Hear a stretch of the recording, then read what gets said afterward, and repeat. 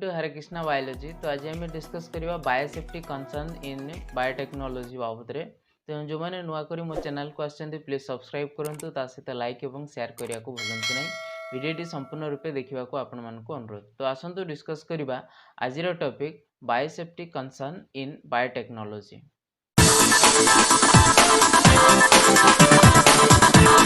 तो आरंभ करवा बायोसेफ्टी कंसर्न इन बायोटेक्नोलोजी किभली भाव में जो बायोटेक्नोलोजी जो विशेष करके आम जीएम प्लांट्स इत्यादि सब यूज कर बाबद रिलेटेड कौन सब बायोसेफ्टी माने रोचे सी सब जो आम जो विभिन्न प्रकार रिकम्बिनेंट डीएनए टेक्नोलोजी इत्यादि ये सब जो यूज कर तो सी केस एनवायरमेंटली किभली भाव में बायोसेफ्टी फॉर्म रोचे, इकोलॉजिकली किभली भाव में रोचे, सोसाइटी उपरे किभली भाव में तार सेफ्टी कंसर्न रोचे। तो सी बाबद ये आम डिस्कस करवा।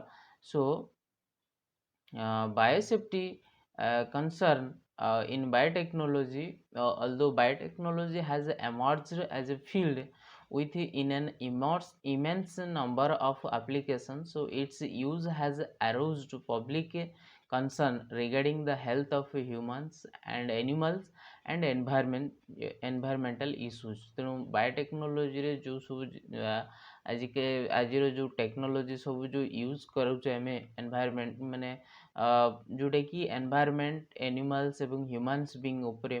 तो सी सब विशेष करके देखा जीएम क्रॉप्स।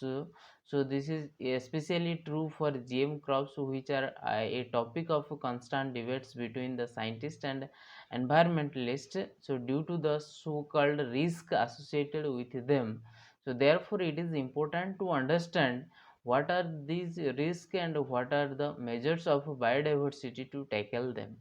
तो कौन जो हमरो जो विभिन्न प्रकार जो आम टेक्निक्स यूज कर जो प्रोडक्ट आम प्रोड्यूस कर कौन रिस्क रोचे कौन बायोसेफ्टी रोचे सेटा हूँ बड़ मेजर कथा। So biosafety refers to the following. So efforts to protect the environment including human and animal health from the possible adverse effects of genetically modified organisms and products। तेणु जो product सब develop होची बा जो genetically modified organism जो develop होची तो सेमानंकु आमे किभली भाव रे केयर नबा बा सेमानंकु किभली भाव रे आमे हैंडल करबा for protecting our environment as well as human and animal health को लक्ष्य करेगी। So the use of safe laboratory practices and produces safely हमें लैबोरेटरी प्रैक्टिसेस बा लैबोरेटरी को जो हमें सीट जो जहाँ भी हमें वर्कआउट कर सेफ रे हमें रखा दरकार एवं procedures also. So proper use of contaminant equipment and facilities, proper use of contaminant equipment जोड़ाक कंटामिनेट हो जाउथबो तो कंटेनमेंट इक्विपमेंट जोड़ाक विशेष करिकी हमर व्यवहार ठीक से जानी थिबा दरकार नहले maybe risk condition create हो पारे। तो risk assessment and risk management निहाती हवा दरकार। So evolution of GMO etcetera ये सब जिनस को आम लक्ष्य रखा। So in essence the rules of the rules and the regulations of biosafety have been put in place to facilitate and regulate use of modern biotechnology, so work at a different stages to achieve the objectives and biosafeties। So what are the major biosafety concerns fall into these categories? तो कौन सब रही major category biosafety concern. तो biosafety of human and animal health, human एवं animal health को लेकिन किभली भाव में बायोसेफ्टी कंसर्न रही।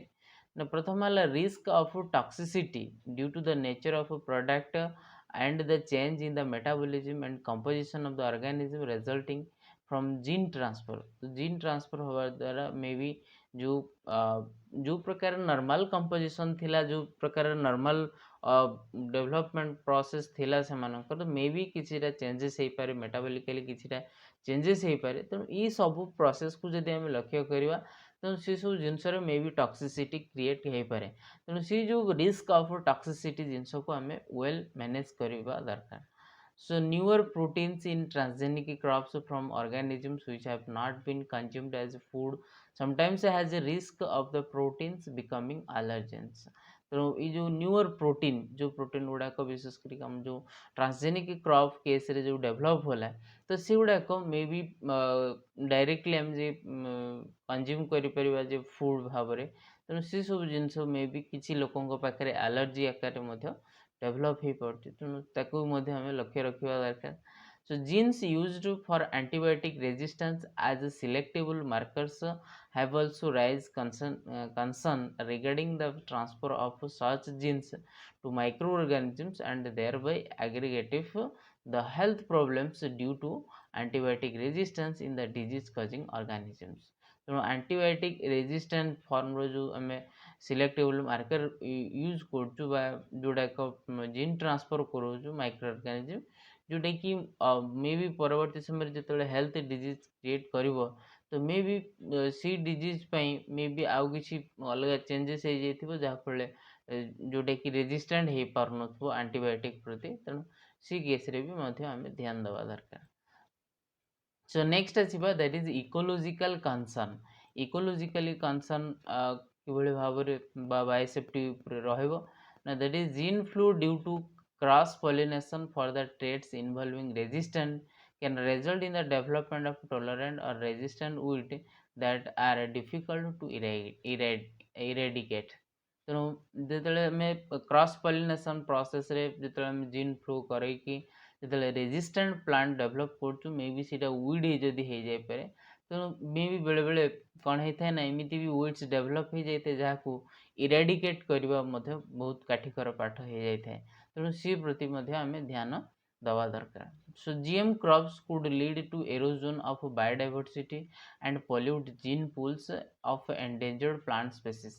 ऑब्वियसली जो जीएम क्रॉप्स गुड़ाक हम डेभलप कर जी कि कौन कर जो विभिन्न प्रकार बायोडाइवर्सिटी आम रही कहीं आम जो जीएम प्लांट आम प्रोड्यूस कले से प्लांट को आम लोक फार्मर कौन कला ना चूज कला बाकी जो डाइवर्सिटी फॉर्म रे थिला जो भेराइटी थिला ताकू लोके व्यवहार कले जहाँफल कौन है ना बायोडाइवर्सिटी तो लॉस है प्लस जो जीन पूल ताकू पल्यूट हवा सहित यही जो एंडेंजर्ड स्पेसीस रो जीन पूल पल्यूट हवा सहित बायोडाइवर्सिटी मध्य लॉस हबार माने जर्म प्लाज्म लॉस हबार देखा जायछि. So genetic erosion has occurred as the farmers have replaces the use of traditional varieties with monocultures. तेणु जो फार्मर्स चूज कला जे ई सब जिनस मनकर कौन अच्छे जीएम प्रोडक्ट को लेकिन से विशेष करके कल्टिवेट कला तो सी केस रे जो नॉर्मल आम जो प्लांट गुड़ाक थिला से प्लांट गुड़ाक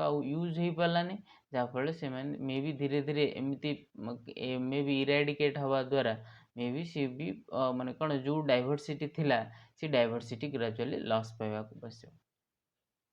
So environmental concern कौन रोची ना effect of transgenic plant on population dynamics of target and non-target pest, secondary pest problem, insect sensitivity, evolution of new insect biotypes, environmental influence on gene expression, development of resistance in insect population, development of resistance to herbicide.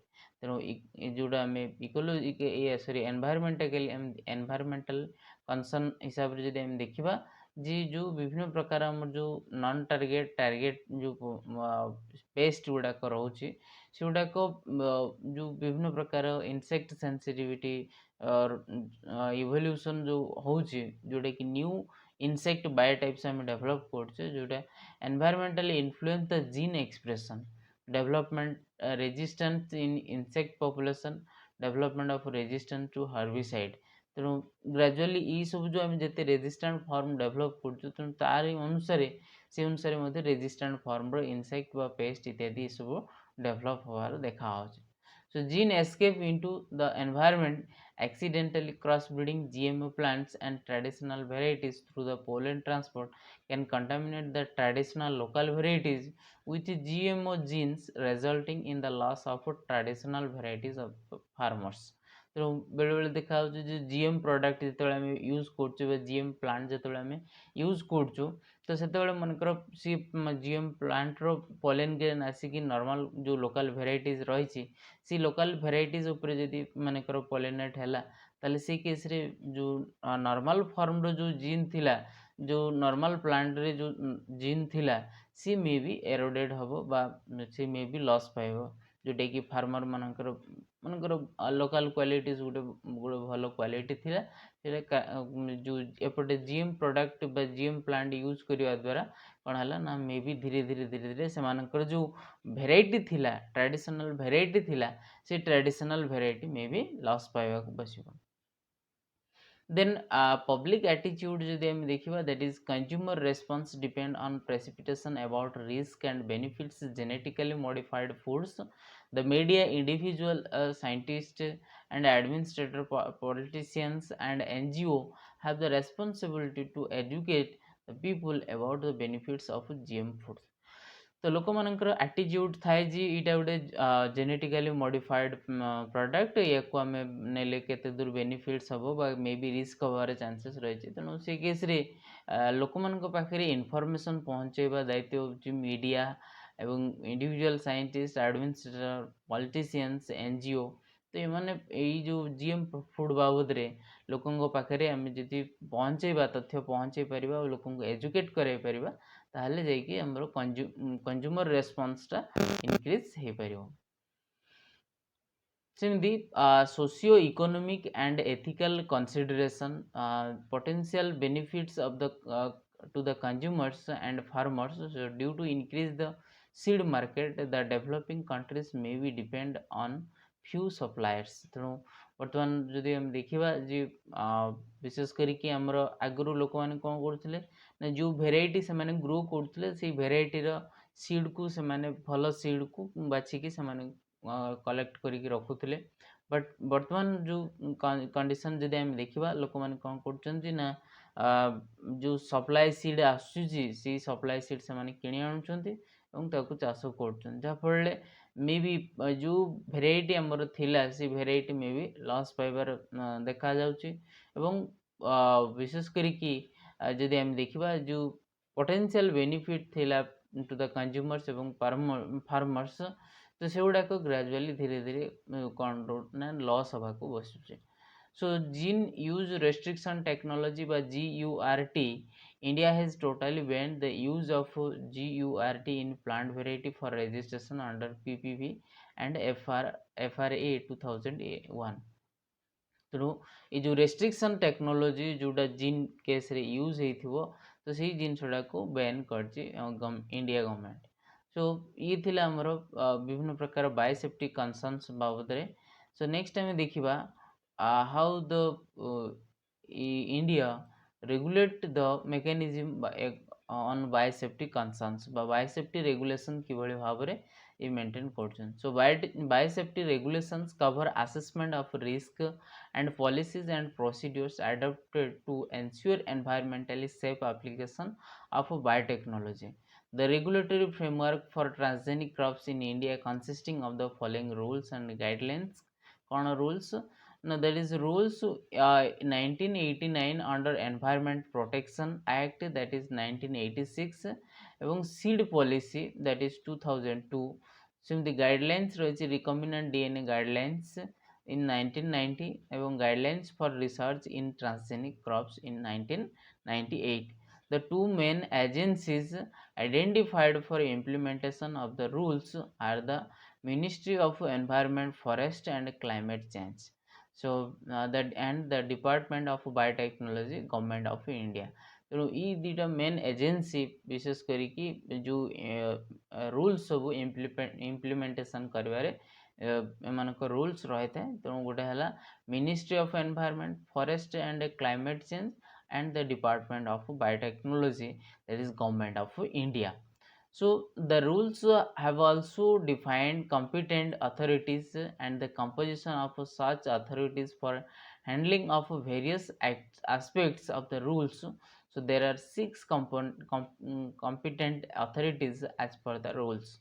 तो किए किए से 6 competent authorities and one is the recombinant DNA advisory committee by RDAC. So the review committee on genetic manipulation RCGM. In the genetic engineering approval committee GEAC. Institutional biosafety committees, that is IBSC. State biosafety coordination committees, that is SBCC. So in the district level committees, that is a DLC. So out of these three agencies that are involved in approval of new transgenic crops, ये जो आम छटा competent देखिले authorities बा committees एमान भितर तीनोटी committees कौन करती ना जो विशेष करिकी ट्रांसजेनिक क्रॉप को अप्रूवल दी था जड़े हेले IBSC, that is set up at each institution of for monitoring institute level research in genetically modified organism. So the RCGM, that is set up at DBT, Department of Biotechnology, to monitor ongoing research activities in GMO and small scale field trials. So the GEAC, that is set up in the Ministry of Environment, Forestry and Climate Change to authorize large scale trials and environmental release of genetically modified organisms. So जोटा large scale आकार जो test करा genetically modified plant को विशेष करके use करा तो सी case रे approval दबारे किए रोल प्ले करथांती ना दैट GEAC. सो ये थिला हमरो बायोसेफ्टी कंसर्न्स बाबद रे इन बायोटेक्नोलॉजी जे किभଳି भाबरे जीएमओ प्लांट को आमे यूज करि परिबा बाय पर्टिकुलर अप्रूवेशन अप्रूव होला परे जेगी एवं विभिन्न प्रकार जो बायोटेक्नोलॉजिकल एप्लीकेशंस आमे रखुछु तो से सब जिंस को मेंटेन करिवारे जो हमरो बायोसेफ्टी कंसर्न रे हम देखिले. So thank you for watching till the end. Please subscribe, like and share.